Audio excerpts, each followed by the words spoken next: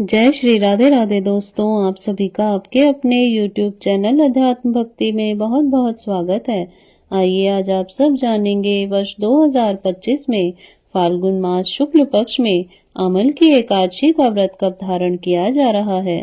तो जानेंगे व्रत के शुभ मुहूर्त के बारे में, पारण समय के बारे में, व्रत का पारण कब और किस चीज से किया जाएगा, इस दिन भगवान को किस वस्तु का भोग लगाना चाहिए, इस दिन क्या करना चाहिए क्या नहीं करना चाहिए।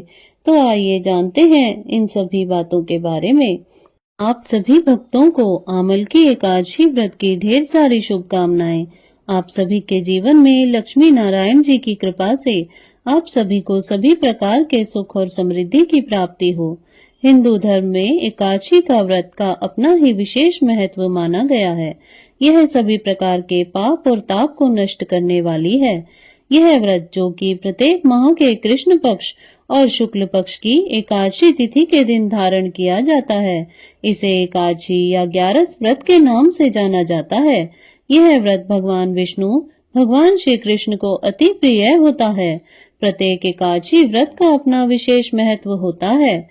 उसी प्रकार से फाल्गुन मास शुक्ल पक्ष की आमल की एकादशी व्रत का अपना विशेष महत्व माना गया है। यह व्रत जो कि सभी व्रतों में उत्तम माना जाता है।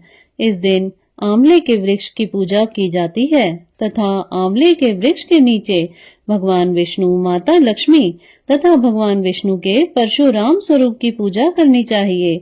इस दिन आंवले के वृक्ष के नीचे कलश को स्थापित करके कलश में जल व सुपारी, द्रव्य, पंचरत्न आदि डाल करके, आम्र पल्लव डाल करके उसके ऊपर एक पूर्ण पात्र रख करके भगवान परशुराम जी की प्रतिमा को स्थापित करना चाहिए और फिर भगवान विष्णु, माता लक्ष्मी, भगवान परशुराम का जो भी गंध, पुष्प, धूप, दीप आदि से पूजा करके इस दिन आंवले का भोग लगाना चाहिए और उसे प्रसाद के रूप में भी ग्रहण करना चाहिए।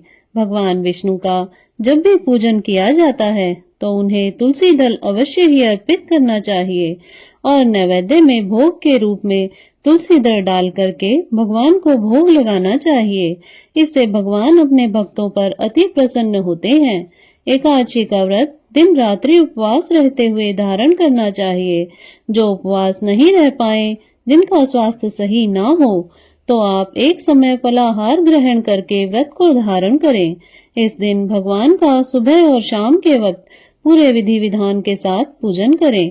इस दौरान कथा श्रवण करें, भगवान के स्तोत्र, चालीसा आदि का पाठ करें या श्रवण करें, भगवान की आरती करें और अगले दिन जा करके फिर व्रत का पारण किया जाता है। तो आइए जानते हैं आमल की एकादशी व्रत के शुभ मुहूर्त और पारण समय के बारे में। एकादशी तिथि प्रारंभ समय 9 मार्च 2025 दिन रविवार सुबह 7:47 और एकादशी तिथि की जो समाप्ति है वह 10 मार्च 2025 दिन सोमवार सुबह 7:46 पे एकादशी तिथि की समाप्ति है। तो सूर्य उदय व्यापनी के अनुसार द्वादशी युक्त एकादशी का व्रत सभी भक्तजन 10 मार्च 2025 दिन सोमवार को धारण करेंगे। व्रत का पारण हरिवासर में नहीं करना चाहिए। हरिवासर का समय द्वादशी तिथि का पहला चौथाई हिस्सा हरिवासर का होता है। तो द्वादशी तिथि की जो समाप्ति है वह 11 मार्च 2025 दिन मंगलवार सुबह 8:15 पे द्वादशी तिथि की समाप्ति है। तो व्रत का पारण 11 मार्च को सुबह 6:35 से सुबह 8:15 तक सभी भक्तजन व्रत का पारण कर लेंगे। आमल की एकादशी व्रत का पारण गौ ददना पारणम यानी के गाय के दूध की दही से इस व्रत का पारण है। यह संभव ना हो तो आप जल, फल या तुलसी दल से व्रत का पारण करें। एकादशी तिथि के दिन ब्रह्म मुहूर्त का जो समय है वह समय सुबह 4:59 से सुबह 5:48 तक होगा। सूर्य उदय का समय सुबह 6:12 से और सूर्यास्त शाम 6:04 पर होगा। 10 मार्च को राहु काल का समय सुबह 7:41 से सुबह 9:10 तक होगा और 11 मार्च को राहु काल का समय दोपहर 3:06 से शाम 4:35 तक होगा। राहु काल के समय के दौरान कोई भी शुभ कार्य या नया कार्य नहीं करना चाहिए, इस बात का ध्यान रखें। नक्षत्र पुष्य नक्षत्र होगा रात्रि 12:51 तक। उसके बाद अश्लेषा नक्षत्र होगा 3 मार्च को। योग जो कि शोभन योग होगा दोपहर 1:57 तक। उसके बाद अति गंड योग होगा 3 मार्च को। सर्वार्थ सिद्धि योग भी बन रहा है जो कि सुबह 6:36 से रात्रि 12:51 तक होगा, जो कि बड़ा ही अच्छा संयोग बन रहा है।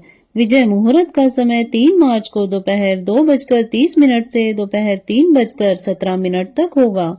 जो भी व्रती हैं, व्रत के दौरान शुद्ध और सात्विकता का पालन करना चाहिए, ब्रह्मचर्य का पालन करना चाहिए, तामसिक वस्तुओं का, नशीले पदार्थों का सेवन नहीं करना चाहिए। पूर्ण भक्ति भाव से भगवान विष्णु, माता लक्ष्मी और भगवान विष्णु के परशुराम स्वरूप की इस दिन व्रत में पूजा करनी चाहिए। आंवले के वृक्ष की पूजा करनी चाहिए। जिस प्रकार से पीपल के वृक्ष को पूजनीय माना जाता है, उसी प्रकार से आंवले के वृक्ष को भी पूजनीय माना जाता है। आंवले के वृक्ष की पूजा करने से भगवान विष्णु, माता लक्ष्मी, भगवान शिव की कृपा विशेष प्रकार से प्राप्त होती है। तो आशा करती हूँ आपको यह जानकारी अच्छी लगी होगी। ऐसे ही ज्ञानवर्धक जानकारियाँ प्राप्त करते रहने के लिए, व्रत पूजा आदि के बारे में जानने के लिए तथा कथा को श्रवण करने के लिए यदि आप चैनल पर पहली बार आए हैं तो चैनल को सब्सक्राइब कर लें ताकि आने वाली वीडियो की नोटिफिकेशन आपको समय से मिलती रहे। वीडियो को लाइक करें, शेयर करें। सुखी रहें, स्वस्थ रहें। जय श्री राधे राधे। धन्यवाद।